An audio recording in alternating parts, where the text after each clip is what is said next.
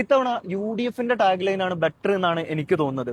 നമ്മൾ നിയമസഭാ തെരഞ്ഞെടുപ്പ് വരുന്ന സമയത്ത് കഴിഞ്ഞ നാളുകളൊക്കെ പരിശോധിച്ചിട്ടുണ്ടെങ്കിൽ ഓരോ മുന്നണിയും ഓരോ ടാഗ് ലൈൻസ് മുന്നോട്ട് വെക്കാറുണ്ട്.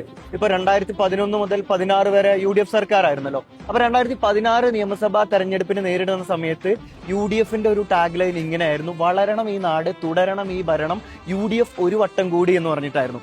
പക്ഷെ ആ ഒരു തെരഞ്ഞെടുപ്പിൽ ഏറ്റവും കൂടുതൽ ഇമ്പാക്ട് ഉണ്ടാക്കിയ ടാഗ് ലൈൻ LDFന്റെ ആയിരുന്നു. LDF വരും, എല്ലാം ശരിയാകും. പിന്നീട് അത് ട്രോളൊക്കെ ചെയ്യപ്പെട്ടെങ്കിലും ആ ഒരു തെരഞ്ഞെടുപ്പിൽ ഏറ്റവും കൂടുതൽ ഒരു എഫക്ട് ഉണ്ടാക്കിയത് അത് തന്നെയായിരുന്നു. പിന്നെ നമ്മൾ 2021 നിയമസഭാ തെരഞ്ഞെടുപ്പ് ഒന്ന് പരിശോധിക്കുന്ന സമയത്ത് അന്ന് UDFന്റെ ടാഗ് ലൈൻ നാട് നന്നാകാൻ UDF എന്നായിരുന്നു. അത് പലർക്കും ഓർമ്മ പോലും ഇല്ല. പക്ഷെ ആ ഒരു ഇലക്ഷനിൽ ഇമ്പാക്ട് ഉണ്ടാക്കിയത് ഉറപ്പാണ് LDF എന്ന LDFന്റെ ടാഗ് ലൈൻ ആയിരുന്നു. പക്ഷെ നമ്മൾ ഈ ഒരു നിയമസഭാ തെരഞ്ഞെടുപ്പിലേക്ക് വരുന്ന സമയത്ത് LDFന്റെ ഒരു ടാഗ് ലൈൻ എന്ന് പറയുന്നത് മറ്റാരുണ്ട് LDF അല്ലാതെ എന്നാണ്. എന്നാൽ UDFന്റേത് കുറച്ചും കൂടി അട്രാക്റ്റീവ് ആയിട്ട് എനിക്ക് ഫീൽ ചെയ്തു. കേരളം ജയിക്കും, UDF നയിക്കും. എന്താണ് നിങ്ങളുടെ അഭിപ്രായം?